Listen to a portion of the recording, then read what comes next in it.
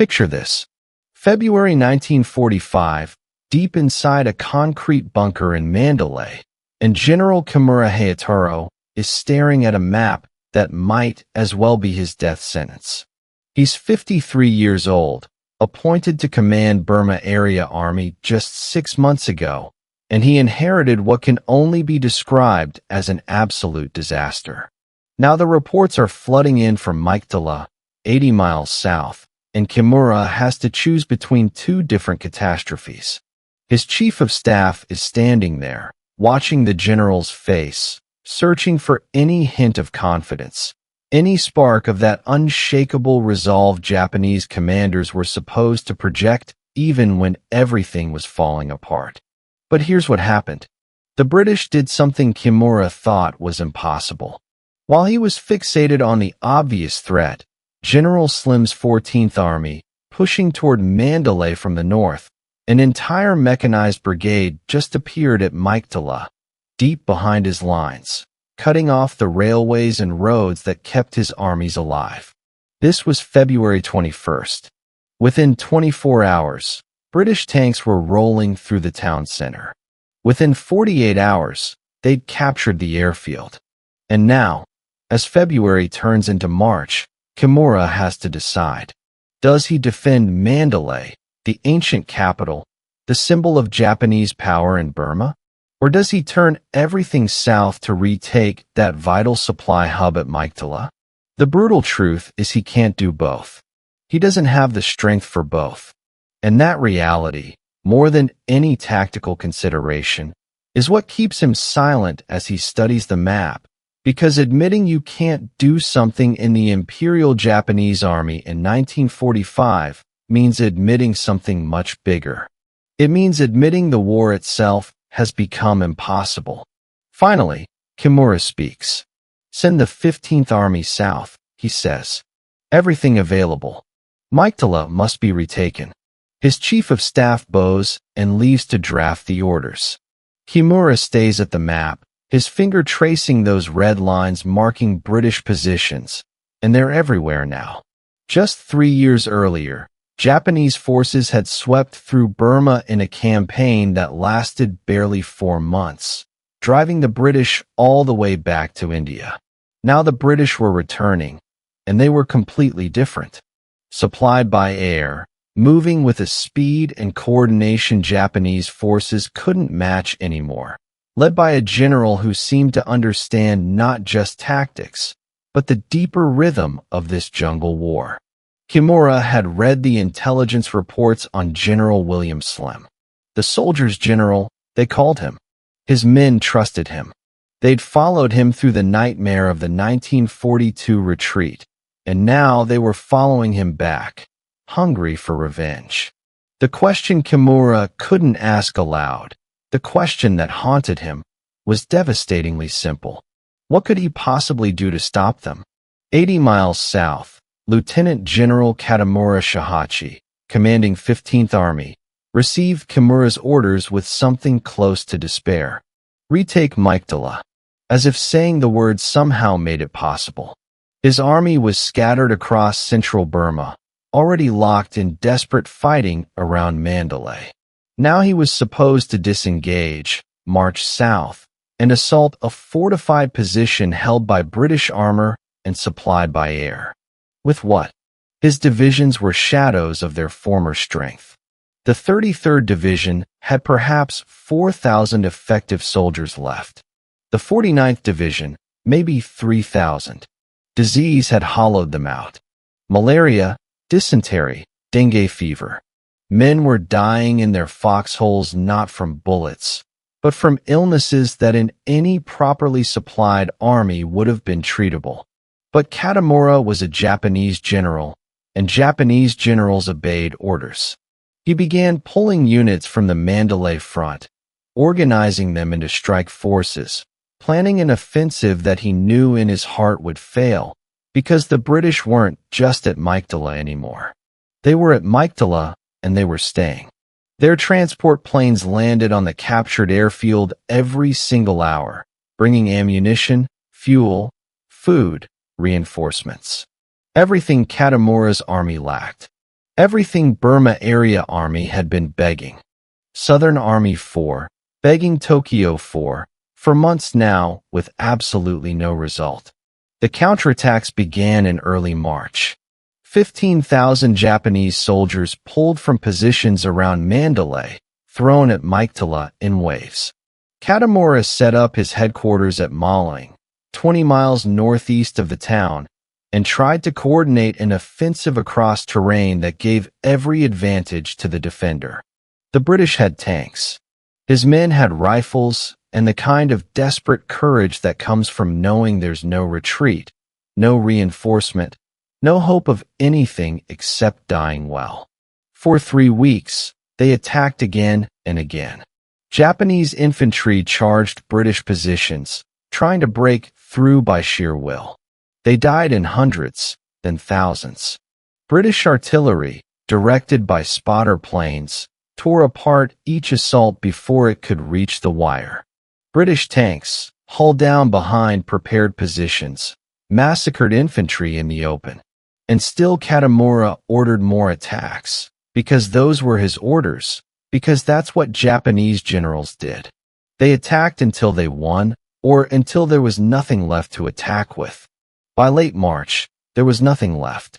The counteroffensive at Meiktala had cost 15th Army over 5,000 dead, perhaps 3 times that wounded or missing.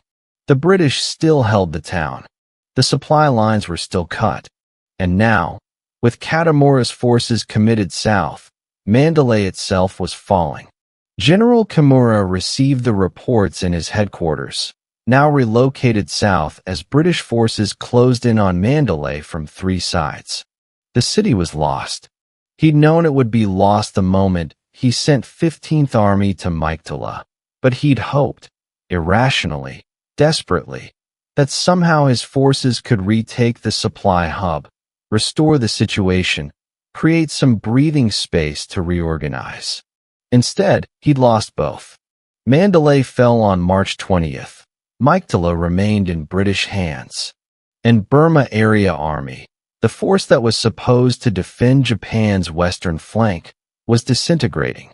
In his post-war interrogation, Kimura would describe this moment with a precision that suggested he'd thought about it many times during his years in prison awaiting trial. After Meiktala and Mandalay, he said, "I understood that we could not win. The question became how to preserve what remained of the army, how to conduct a fighting retreat that would save as many men as possible. This was not the kind of war Japanese officers were trained to fight. We were trained for attack, for offensive action, for victory. Retreat was something we studied as a historical curiosity, something that happened to other armies. Now it was happening to us. But even retreat required resources, and Burma Area Army didn't have vehicles to move the wounded, fuel to run vehicles, medical supplies to treat the sick, food to feed soldiers who were already half-starved. The British had all of these things. They moved by truck and tank, supplied by Dakota transport planes that could land on improvised airstrips carved out of the jungle. Japanese forces moved on foot, supplied by what they could carry or forage. When Kimura ordered a withdrawal toward Rangoon, toward some theoretical defensive line where they might make a stand, he was ordering a march that he knew would kill thousands through exhaustion and disease alone. Lieutenant General Sakurai Shozo, commanding 28th Army in southern Burma, watched the collapse in the north with a growing sense of isolation. His army, positioned in the Arakan and along the coast, had been relatively stable. But now, with 15th Army shattered and 33rd Army retreating east toward Thailand, 28th Army was being cut off. The British were advancing on multiple axes, and Sakurai could see what was coming. A race for Rangoon, the capital, the port, the only city in Burma that really mattered. If the British took Rangoon before monsoon season started in May, Burma Area Army would be trapped, cut off from supply by sea, unable to move during the rains, scattered across hundreds of miles of jungle with no base, no depot, no hope of reinforcement. It would be a slow death, an army dissolving not through battle, but through starvation and disease. Sakurai sent his assessment to Kimura's headquarters.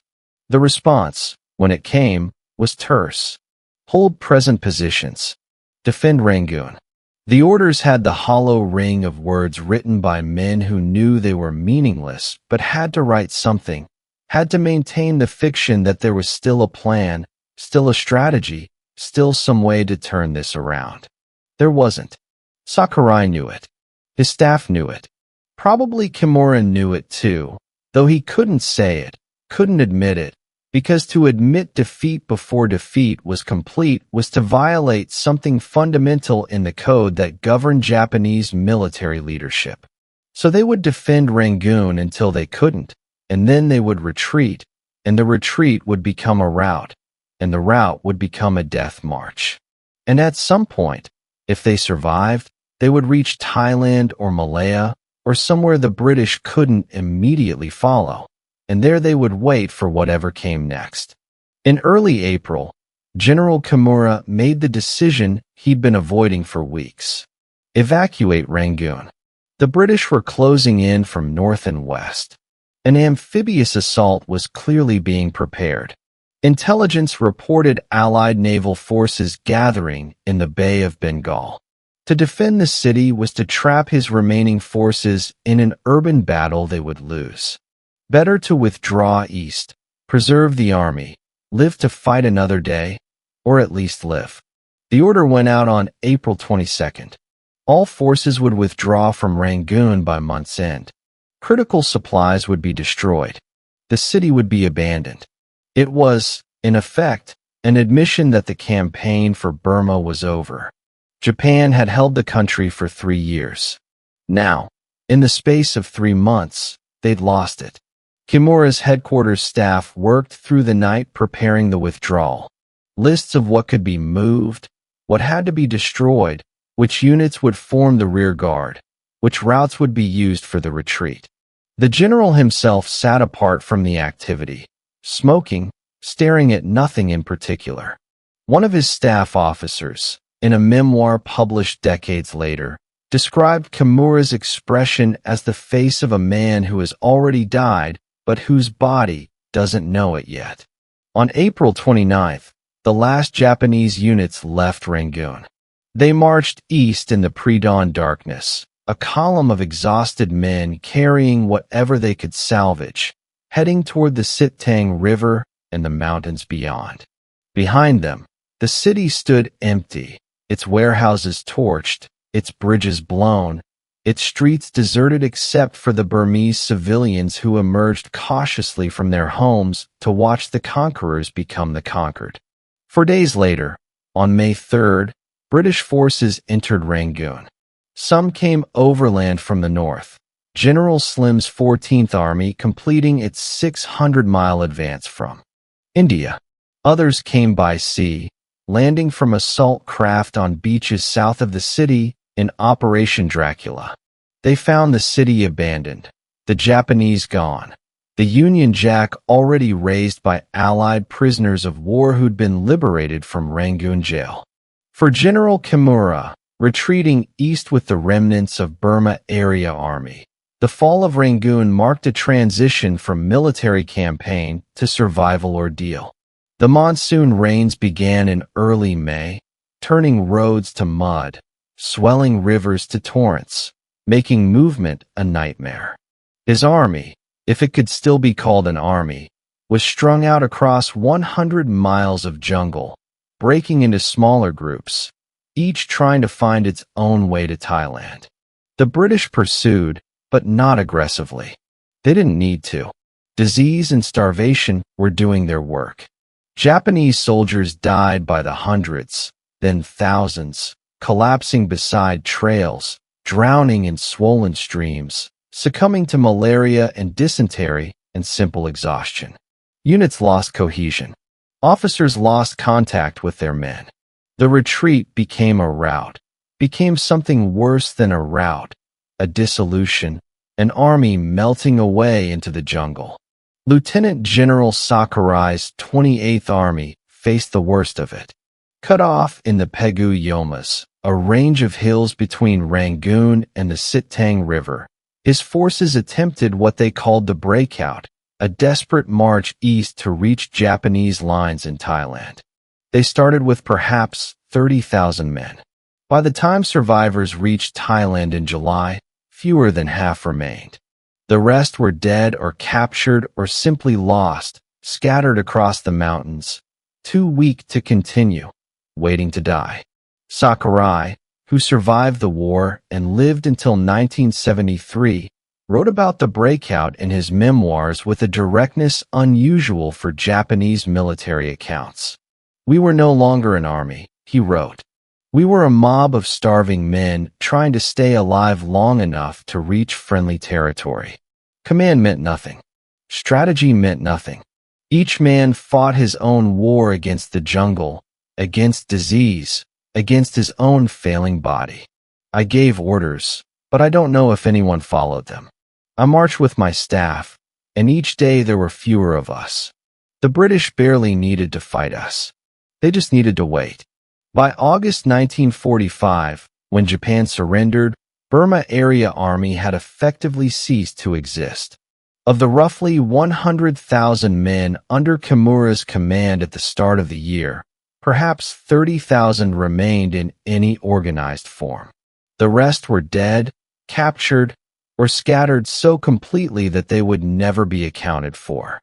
It was one of the most complete military defeats of the war, an entire army destroyed not in a single climactic battle, but through a grinding, months-long collapse that left almost nothing behind. In the war crimes trials that followed, General Kimura faced charges related to atrocities committed by forces under his command. The treatment of prisoners, the use of forced labor, the brutality of the occupation. He was found guilty and sentenced to death. In his final statement before sentencing, he spoke briefly about the Burma campaign, and his words suggested a man still trying to understand how it had all gone so wrong. "We believed we could hold Burma," he said. "We believed our spirit would overcome material disadvantage.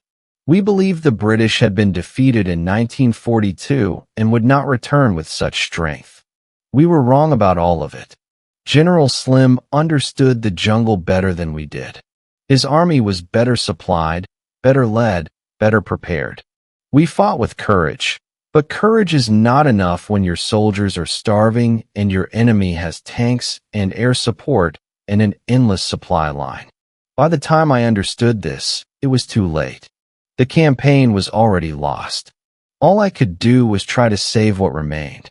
He was hanged in 1948, one of the last Japanese generals executed for war crimes. His death closed one chapter of the Burma story, but the questions he'd struggled with, how an army so confident in early 1942 could be so thoroughly destroyed by early 1945, those questions remained. Other Japanese commanders who survived provided their own answers in post-war interviews and memoirs. The consensus, when stripped of face-saving language and institutional defensiveness, was stark. They'd been outfought, outthought, and overwhelmed by an enemy who'd learned from defeat and come back stronger. The British army that invaded Burma in 1945 bore little resemblance to the force that had retreated in 1942. It was better trained, better equipped, better commanded, and perhaps most importantly, it understood that jungle warfare wasn't about holding territory, but about mobility, supply, and the intelligent use of air power. Japanese forces, by contrast, had learned nothing. They'd won in 1942 using tactics that worked against a surprised and unprepared enemy. When those same tactics failed against a prepared and determined foe, they had no answer except to attack harder, to demand more courage from soldiers who were already giving everything, to insist that spirit could overcome material reality. It couldn't.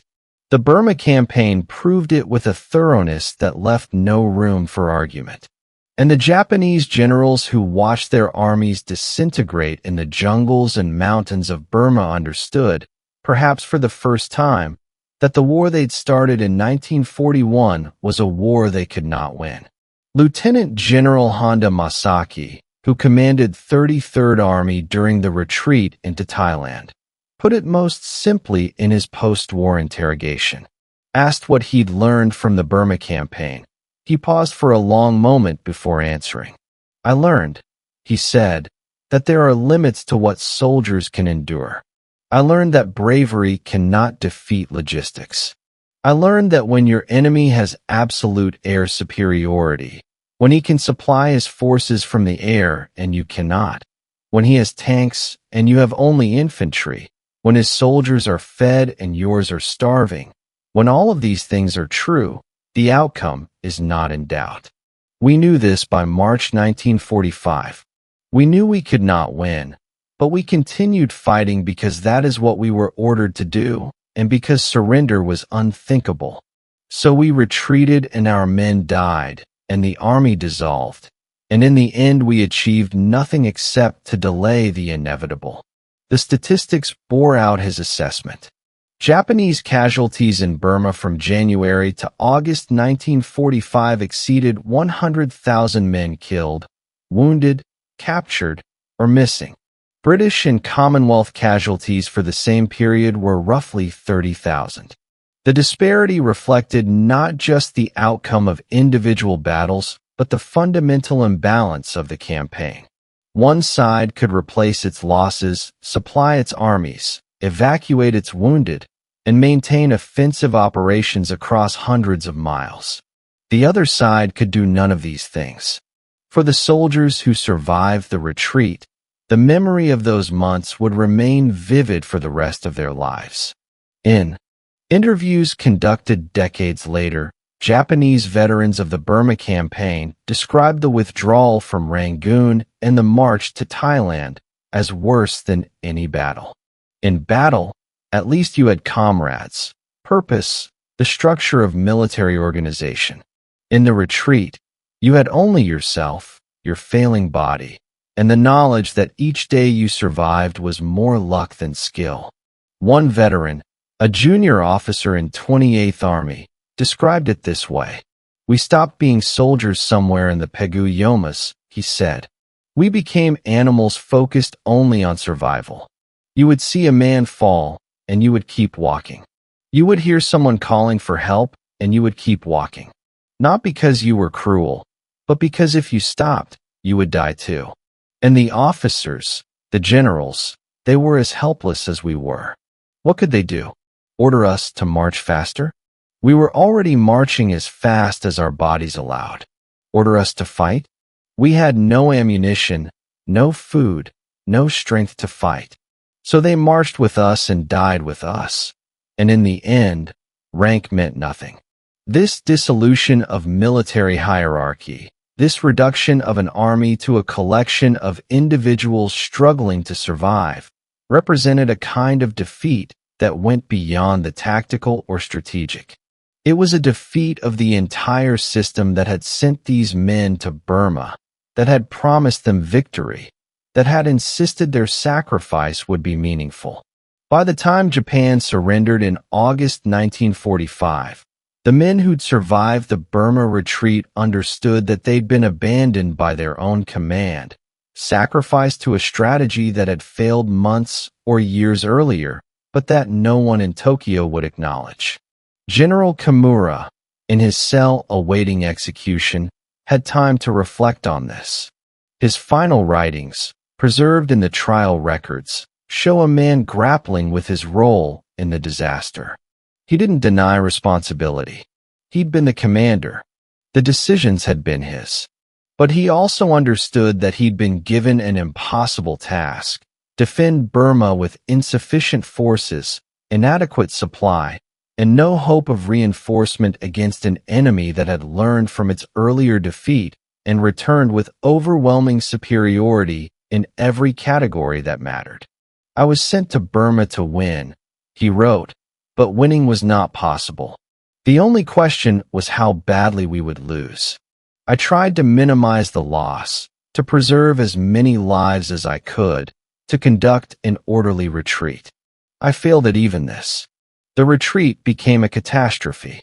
Thousands died who might have lived if I had made different decisions. This is my burden to carry. He carried it to the gallows. The British recaptured Burma.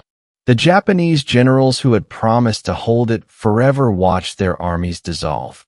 And in the end, all their courage and determination and willingness to die for the emperor couldn't change the fundamental arithmetic of the campaign. They'd been beaten by an enemy who was better supplied, better led, and better prepared. They'd been beaten by General Slim, who understood that jungle warfare was a problem of logistics and mobility, not just fighting spirit. They'd been beaten by their own command structure, which couldn't admit defeat even when defeat was obvious, which kept sending orders to attack when attack was impossible, which sacrificed armies to preserve the fiction that the war was still winnable. The fall of Burma in 1945 was many things: a military campaign, a humanitarian catastrophe, a turning point in the Pacific War. But for the Japanese generals who lived through it, it was something more personal. A revelation that the war they'd believed in, the strategy they'd trusted, the system they'd served, all of it was built on assumptions that reality had disproven. They'd learned this lesson in the worst way possible, by watching their armies die in the jungles of Burma, by giving orders that couldn't be followed, by retreating when they'd been trained only to attack, by surviving when so many of their soldiers didn't. What they said in the end was what defeated commanders have said throughout history. We did our best. It wasn't enough. The enemy was stronger. Our soldiers deserved better. If I could do it again, I would do it differently. But they couldn't do it again. They could only remember and try to understand and carry the weight of those memories until memory itself ended.